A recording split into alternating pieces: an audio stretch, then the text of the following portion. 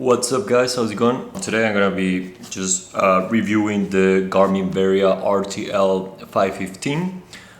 It's a bike radar, a rear view radar, and yeah, also functions as a taillight. So yeah, let's just start riding. The reason why I got essentially this thing was because I started cycling 2 years ago, sort of, first with gravel cycling, then I sort of moved to more like road cycling, and I always felt like I always had to like sort of look back behind me when I was just riding my bike on the road. If you have been cycling, you know that like once you get up to a certain speed, then there's a lot of wind noise and a lot of things are just cancelled out by the wind. And sometimes, at least to me, I don't know about you, but sometimes you don't really hear a car up until the point where the car is actually overtaking you, or at least that's what's happened to me. And what this little thing does is essentially it will tell you in advance that there's a moving object coming towards you at a relative speed that is higher than your speed. So this is the reason why I got it.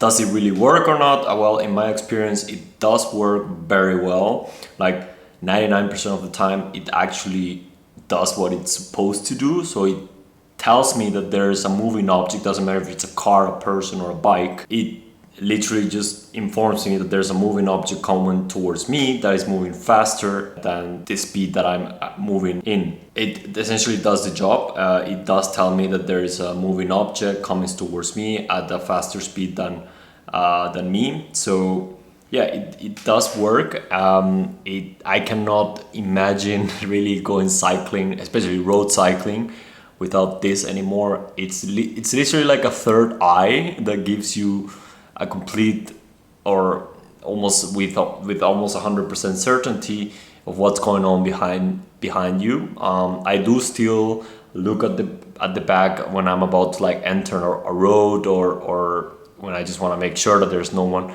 behind me, especially because the feature or the fallacy, I don't know if this is a fallacy or a feature, but one of the things that you have to keep in mind with this radar is that essentially it will tell you that it will only tell you that there's a moving object coming towards you if the moving object goes faster than you. If there's a moving object that is going at the same speed as you, it's not gonna notify you.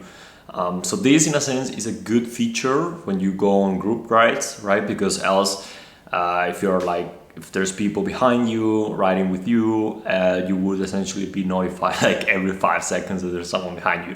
So what this thing does is it disregards those moving objects that sort of move at the same time as you. But this also means that if there is a car behind you and is moving at the same speed as you won't know that there's a car behind you.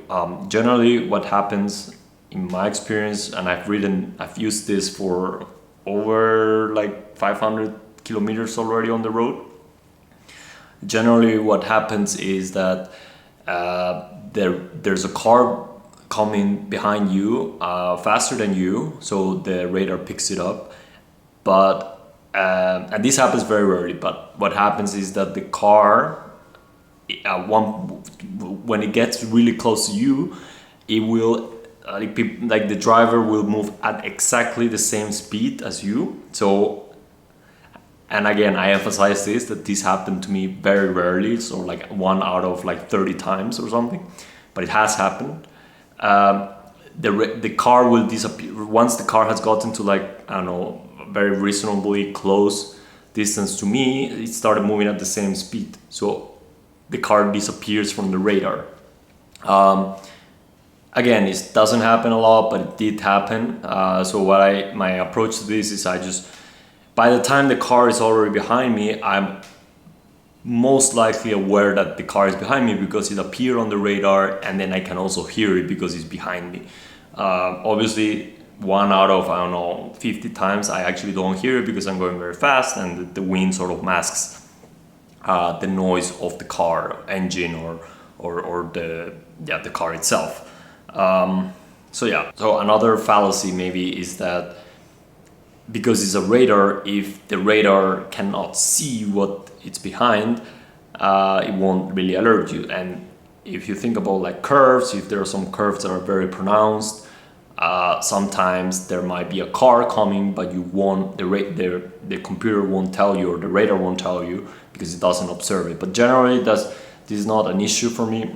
Most of the times, actually, it notifies me that there's a car coming, even though the car is like super far away. I don't know, maybe 100 meters. I really cannot measure the distance, but like from a very far distance, the radar already tells me that there's something incoming, even though I cannot even hear it just yet. Like, it would take a bit for me to hear it. So there are several versions. As I said earlier, I have the RTL515.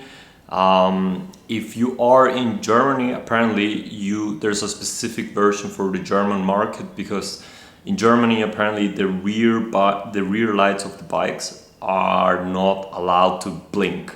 So I mean, if I just turn this on right now, like the German version of this, which it looks exactly the same, but it's called RTL516, it only has like this sort of feature where the light is always on and it doesn't blink. Obviously you can change the intensity of the light, but it doesn't blink. If I keep on pressing, you'll see that for this version it actually blinks.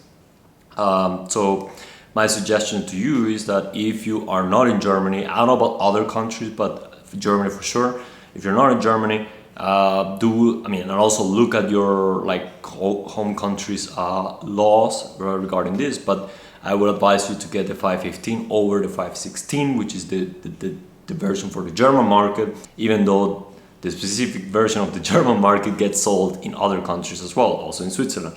So what I did when I bought this one, actually, I made the mistake of sort of buying the 516 over the 515, because I was just like too lazy to do my research, and I was like, okay, 516 is a higher number than 515, so therefore 516 is better than 515, but that's not the case. So do look it up. I recommend getting this one because if you're on the road, it's sort of obvious that a blinking light sort of catches someone's attention more than just a light that doesn't blink.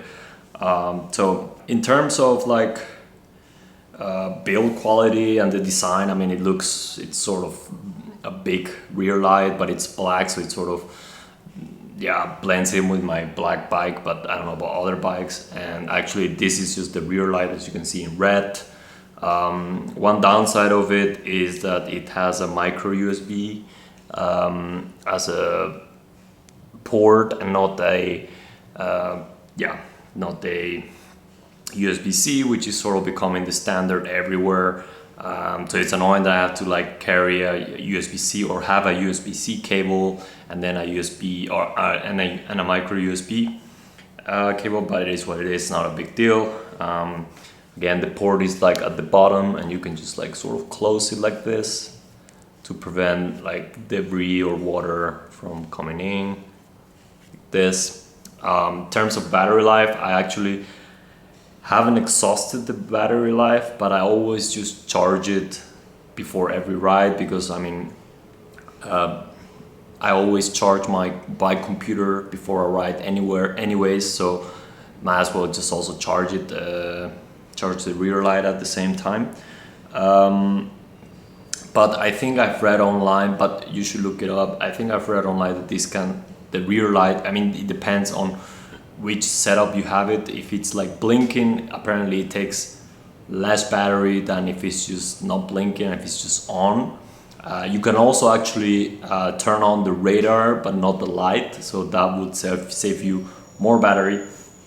But the setup I do, because I'm in Switzerland, it's always just the blinking light and the radar is on. Regardless of the conditions, even if it's sunny, I just leave it on and blinking.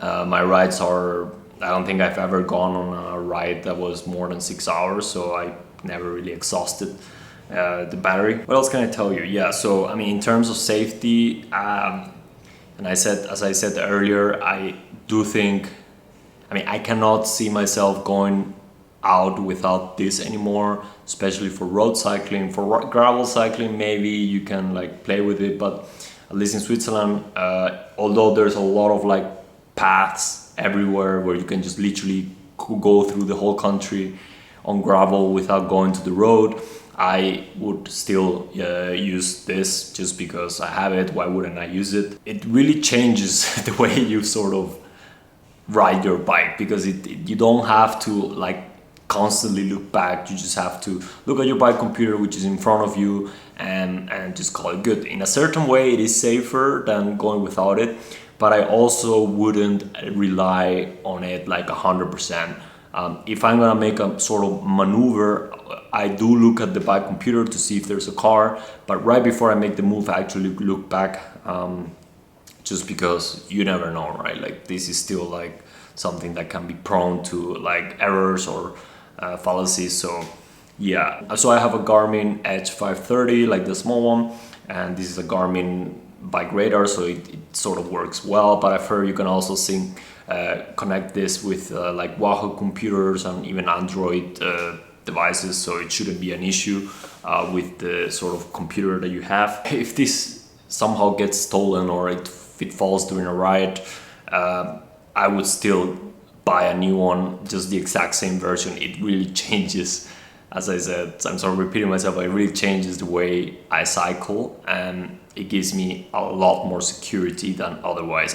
If I go out on a ride right now without this, I would feel like I'm a bit blind, because I don't know exactly I have no idea of what's going on. 100% recommended. It costs like between 160 to 200 francs in Switzerland, depending on the time and the supply and demand. In the US, I guess it costs a bit more, like 220, I'm not sure. But it's definitely, like, if you have your road bike set up, or even your gravel bike, and if you have some cash and you want to sort of upgrade or spend it on your current bike, I would seriously consider getting this. You will not regret it. That's it for today. Thank you so much for watching. I'll see you in the next video. Bye.